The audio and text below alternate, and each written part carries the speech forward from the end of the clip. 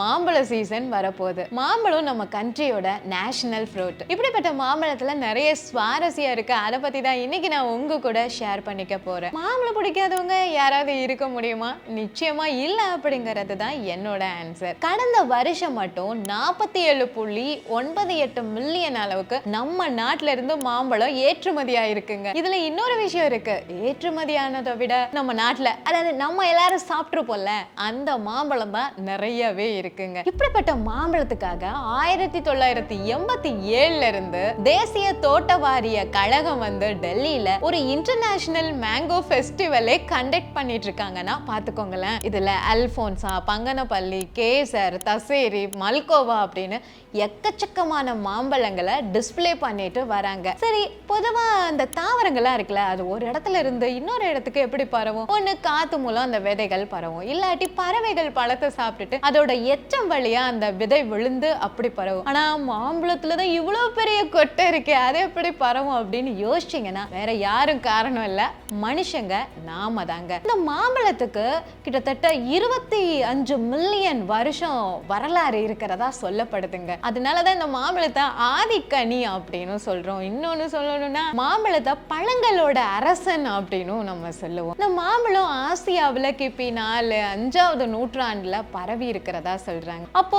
கிபி 7ஆம் நூற்றாண்டுல இந்தியாவுக்கு வந்த யுவாங்ஸ்வாங் அப்படின்ற ஒரு பயணி, ஒரு விஞ்ஞானி மூலமா தான் ஏசியாவில் மத்த கண்ட்ரிக்கும் பரவுச்சாங்க. இன்னும் வெளிநாட்டுல இருந்து வந்த டிராவலர்ஸ்க்கு இந்த மாம்பழம் பரவுனதுல நிறையவே பங்கு இருக்கிறதா சொல்லப்படுறது. பாரசீகத்துல இருந்து வந்த ட்ரேடர்ஸ் என்ன பண்ணிருக்காங்க அப்படின்னா, மாம்பழத்தை இந்தியாவில இருந்து எடுத்துட்டு போய் மிடில் ஈஸ்ட், ஈஸ்ட் ஆப்பிரிக்கா அப்படின்னு மற்ற கண்ட்ரீஸ்க்கெல்லாம் ஸ்ப்ரெட் பண்ணியிருக்காங்கங்க. 15th செஞ்சுரியில இந்தியாவுக்கு வந்த போர்ச்சுகீஸ் என்ன பண்ணாங்க தெரியுமா? மாம்பழ ருசியில மயங்கி போயிட்டு யூரோப்புக்கு எடுத்துட்டு போயிருக்காங்க. அதை தொடர்ந்து west Africa, south America, Philippines அப்படின்னு சொல்லிட்டு மற்ற கண்ட்ரீஸ்க்கும் இந்த போர்ச்சுகீஸ் பீப்புள் தான் மாம்பழத்தை ஸ்ப்ரெட் பண்ணியிருக்காங்கங்க. இப்படிப்பட்ட மாம்பழத்தோட வரலாறு சுவாரஸ்யம் இன்னும் வந்து குறையாம இருக்கிறதுக்கு காரணம் மொகல்ஸ் தான். ஆமா, மொகல்ஸ் பீரியட்ல தான் மாம்பழத்துக்கு ஒரு கோல்டன் பீரியட் அப்படின்னு சொல்றாங்க. ஏன்னா அப்பதான் அவங்க வந்து மாம்பழத்தை வந்து இன்னும் பல மடங்கா பெருக்கணும், அதுக்கு நிறைய ரிசர்ச் எல்லாம் பண்ணணும் அப்படின்னு சொல்லிட்டு நிறைய விஷயங்களை அவங்க ட்ரை பண்ணிருக்காங்க. ஏன் மாம்பழம் வந்து யுவாங்ஸ்வாங்ல இருந்து ஜார்ஜ் புஷ் வரைக்கும், போர்ச்சுகீஸ்ல இருந்து இப்போ இருக்க மாடர்ன் பீப்புள் வரைக்கும் எல்லாருக்கும் பிடிக்குது அப்படின்னா அதுக்கு காரணம் அதுக்குள்ள இருக்கிற எக்கச்சக்கமான டெலிஷியஸ் டேஸ்ட் அப்படின்னு தான் நான் சொல்லுவேன். மொகல்ஸ் தான் இந்த மாம்பழத்தை வளர்க்கறதுக்கு நிறையவே பாடுபட்டிருக்காங்க, ரிசர்ச் பண்ணிருக்காங்க அப்படின்னு ஆல்ரெடி நான் சொன்னேன் இல்லையா? ஆமாங்க, அதுல ஒண்ணுதான் ஒட்டுமா. அது என்ன ஒட்டுமா கிட்டுமா அப்படின்னு சொல்ற அப்படின்னு கேக்குறீங்களா? ஆமாங்க, மூங்கில் குழாயி அப்புறம் அந்த பையில எல்லாம் மண்ணை போட்டு மாம்பழ விதைய போட்டு வச்சிருவாங்களாம். அது அப்படியே குட்டி மரமா வளரும் போது அந்த மரத்தோட நுனியை வெட்டி இன்னொரு நல்ல முதிர்ச்சியா வளர்ந்துருக்கும்ல, அந்த மரத்துல இருந்து ஒரு கிளைய பறிச்சு இந்த நுனியையும் அந்த கிளையையும் ஒட்டி நட்டு வச்சிருவாங்களாம். இப்ப பாருங்க, நுனியில இருந்து புதுசா ஒரு மரம் வரும்போது அதுல இருந்து வர மாங்காய் ஒரு டேஸ்டும், ஆல்ரெடி முதிர்ச்சி அந்த கிளையில இருந்து வர மாங்காய் ஒரு டேஸ்டும், அப்போ பிரில்லியன்டான ஒரு சூப்பர் டேஸ்ட, புது டேஸ்ட கொடுக்குங்க. இதுல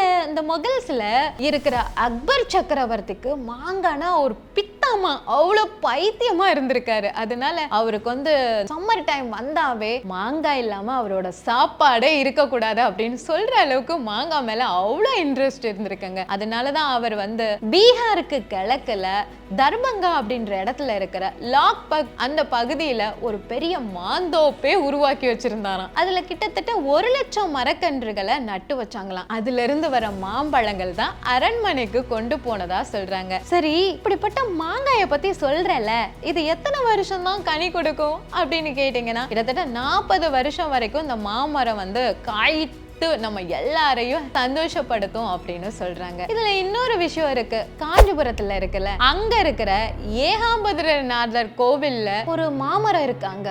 அந்த மாமரம் கிட்டத்தட்ட நூற்றுக்கணக்கான வருஷமா அதே இடத்துல இருந்து எல்லாருக்கும் ஒரு தரிசனம் தட்டுறதா சொல்லப்படுது. ஓகே, இப்படிப்பட்ட மாங்காவை பத்தின ஒரு சுவாரஸ்யத்தை வந்து நீங்க புரிஞ்சிருப்பீங்க, உங்களுக்கு தெரிஞ்சிருக்கும், ஹாப்பியா இருக்கும், இன்ட்ரெஸ்டா இருந்திருக்கும் அப்படின்னு நான் நம்புறேன். உங்ககிட்ட ஒரு சின்ன கேள்வி. மாங்காவுக்குன்னு ஒரு திருவிழா நம்ம தமிழ்நாட்டுல ஒரு இடத்துல நடக்குது. அது எந்த இடம், அப்படியே உங்களுக்கு என்ன மாம்பழம் பிடிக்கும் அப்படின்றதையும் மறக்காம நம்ம கமெண்ட் செக்ஷன்ல லீவ் பண்ணுங்க. எல்லாரும் ரொம்ப ஹாப்பியா ஹெல்தியா இருப்பீங்க அப்படின்னு நான் நம்புறேன். தொடர்ந்து போடுற வீடியோவுக்கு ஆதரவு கொடுக்கிற உறவுகள் உங்க எல்லாருக்குமே பெரிய பெரிய பெரிய நன்றி. நம்ம எல்லாரும் சேர்ந்து கத்துக்கிட்டு என்ஜாய் பண்ணலாம். சூப்பர் மக்களே, stay blessed and stay positive.